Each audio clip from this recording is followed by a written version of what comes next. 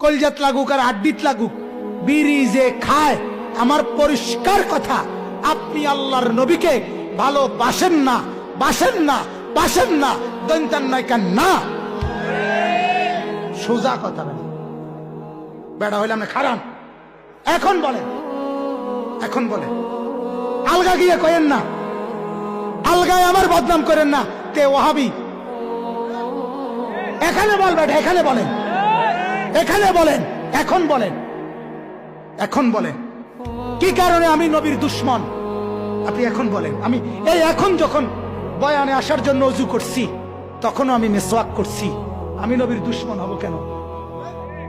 ওই মিয়া, জীবনের প্রথম দিন থেকে আজ পর্যন্ত কোনোদিন দাড়ি কাটি নাই, আমি নবীর দুশ্মন হব কেন? কেন? রাতের 3:30 বাজো মাহফিল থেকে আইসা ফজরের নামাজ জামাতের সাথে কনকনে ঠান্ডার ভিতরে পড়ি, আমি নবীর দুশ্মন হব কেন?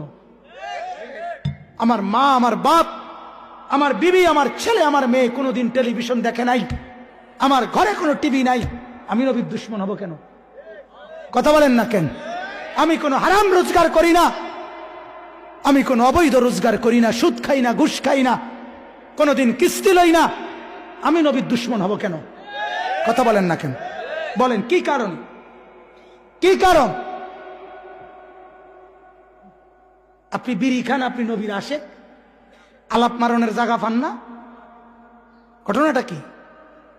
সাদওয়ানে বেড়ি খান, রঙিন টেলিভিশনে নর্তকীর নাচ দেখেন, আমনে নবীর আশেক, কারে হুনানেডি? কথা বলেন না কেন? কারে হুনান, কারেডি? 30 বছর ধরে আপনার ঘরে রঙিন টেলিভিশন চলে, আমনের বেড়া বেড়ি সব ছেলে মেয়ে টেলিভিশনে নাচ গান চায়, আমনে নবীর আশেক। হ্যাঁ, আমরা হুনানিডি, আমরা বুঝি না এগুলা। অতএব কাটসাট কথা আমি বললাম পরিষ্কার বাপ, রাসূলুল্লাহ সাল্লাল্লাহু আলাইহি ওয়াসাল্লামকে কষ্ট দিয়েন না। যে নবী পেঁয়াজের গন্ধ সহ্য করতে পারে নাই, যে নবী রসুনের গন্ধ কাঁচা সহ্য করে নাই, উম্মত আমার কাছে আইসো না, আমার নামাজি বান্দাদের কাছে আইসো না কাঁচা পেঁয়াজ খাইয়া, সেই আপনি বিড়ির দুর্গন্ধ নিয়া কেমনে মসজিদে ঢোকেন? কথা বলেন না কেন? শুধু কুলি করলে বিড়ির দুর্গন্ধ যায় না, তাইলে আপনি বলেন মিয়া, একজন মানুষের কষ্ট হয় কিনা? আমি ব্যক্তিগতভাবে হজম করি, অনেক সময় কষ্ট করে সহ্য করি, কিছুই বলি না কোনোদিন। কত মানুষ মোয়া নাকা করে, মানে বুক মিলায় আমাদের সাথে, সাধারণ অনেক মানুষও, কেউ চাইলে বুক মিলাই, কিন্তু এই সময়ও বিড়ির গন্ধে এত কষ্ট লাগে, মনে যেন বমি আসতেছে। কি আশ্চর্য কথা! রাসূলুল্লাহ সাল্লাল্লাহু আলাইহি সাল্লামকে ভালোবাসা আজকে 40 বছরে বিড়ি খানের অভ্যাসটাই ছাড়তে পারলেন না, আমনে নবীরে ভালোবাসেন, কারে হুনানি দি মিয়া? বলেন। এই জন্য বাপ মাফ করবেন, মনে কষ্ট দিয়ে থাকলে আমারে মাফ করবেন। আল্লাহ তাআলা আমাদেরকে তৌফিক দান করেন, আল্লাহ তাআলা আমাদেরকে কবুল করেন, গুনাহ ছেড়ে দেন, গুনাহ ছেড়ে দেন। রাসূলুল্লাহ সাল্লাল্লাহু আলাইহি সাল্লামের সুন্নতকে ভালোবাসেন, বলেন ইনশাআল্লাহ, বলেন ইনশাআল্লাহ।